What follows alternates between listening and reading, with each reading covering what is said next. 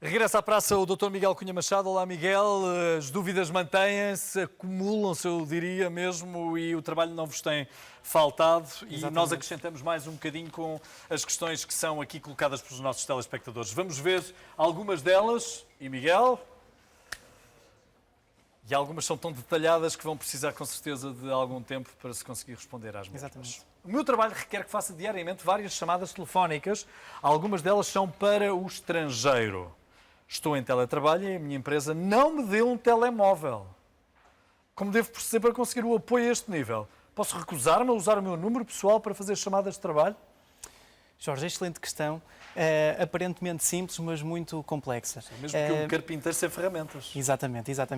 E o que é que acontece? O nosso regime não impõe que a entidade empregadora forneça sempre os instrumentos de trabalho ao trabalhador. Sim. Porquê? Porque isso pode resultar do acordo celebrado entre as partes, por alguma razão, e esses instrumentos poderão ser do próprio trabalhador.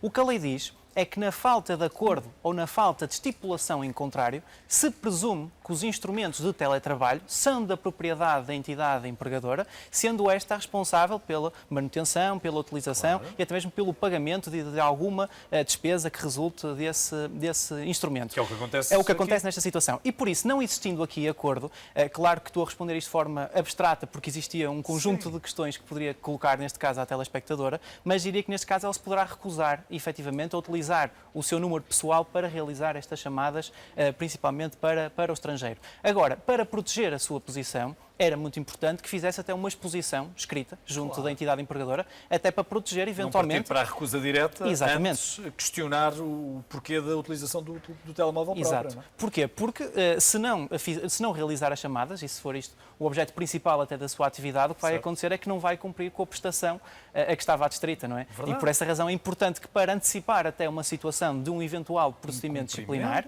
e um incumprimento, é necessário que faça uma exposição que explique porque é que se recusa a utilizar o seu telefone pessoal para estas chamadas ditas profissionais. Podíamos até aprofundar com a utilização dos dados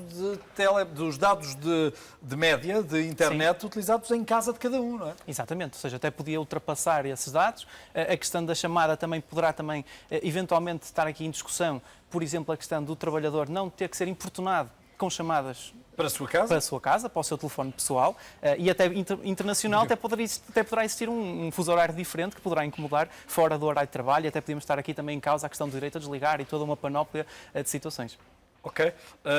As respostas têm que ser naturalmente vagas, porque nós não sabemos Exatamente. em detalhe qual é a relação profissional desta profissional com a entidade empregadora. Até pode ser um recibo verde e Exatamente, essas claro, e já condições muda tudo. estarem todas mais ou menos baralhadas.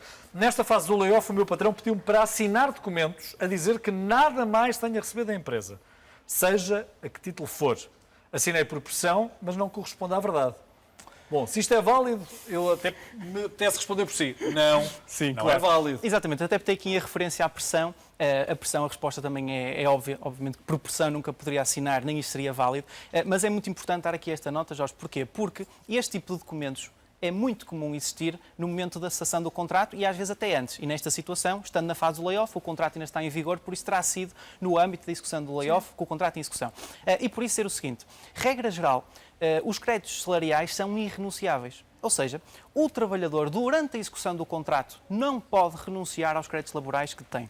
E por essa razão, se o telespectador assinou esta declaração na execução do contrato, esta declaração será de nenhum efeito, será nula, será de nenhum efeito e por essa razão será ineficaz. Situação diferente é se fosse após a cessação do contrato de trabalho. E isto tem uma explicação muito simples, Jorge. É que o nosso legislador entende que o trabalhador só é verdadeiramente livre após a cessação do contrato de trabalho.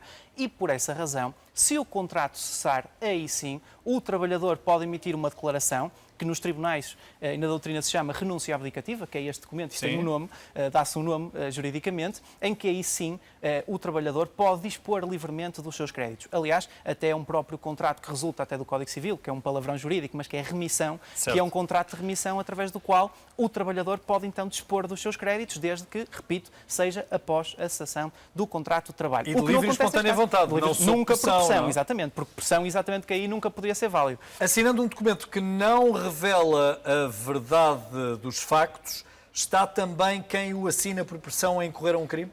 Claro que sim, isso também acontece. A pressão, obviamente, que aí também poderá resultar depois num crime. Agora, a dúvida essencial aqui para os trabalhadores é, durante a execução do contrato, muitas vezes são confrontados com essa quase obrigação da entidade empregadora de dizer assina que já recebeste o trabalho suplementar, que já recebeste outro crédito. Não é verdade. E não é verdade. Isto, sendo na execução do contrato, não produz efeitos absolutamente nenhuns. E por isso o trabalhador, quando cessar o contrato, e como também já foi aqui dito no programa, após a cessação tem 1 ano, que é o prazo de prescrição para pedir os seus créditos, poderá, após a cessação, peticionar esses créditos no tribunal junto à entidade empregadora.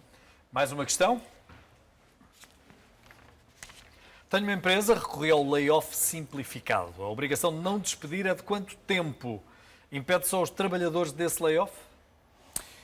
Excelente pergunta, mais uma vez.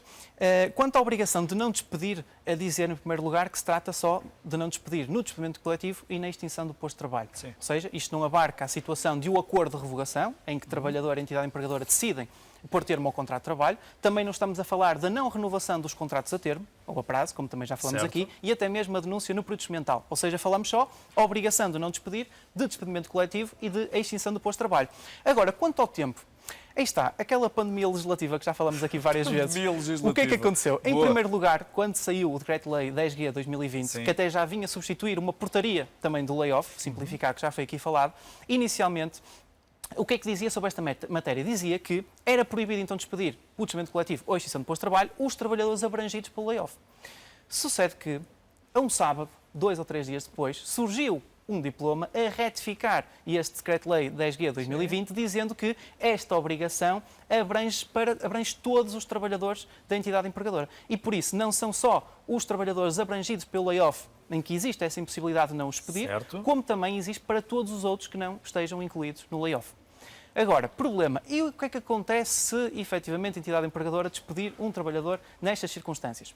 Cessa imediatamente o apoio extraordinário que é este do layoff, mas atenção que isto não afeta a licitude ou a ilicitude do despedimento, porque uma coisa é se aquele despedimento coletivo ou a extinção do posto de trabalho era válido, era lícito, coisa diferente é o incumprimento face ao regime do layoff.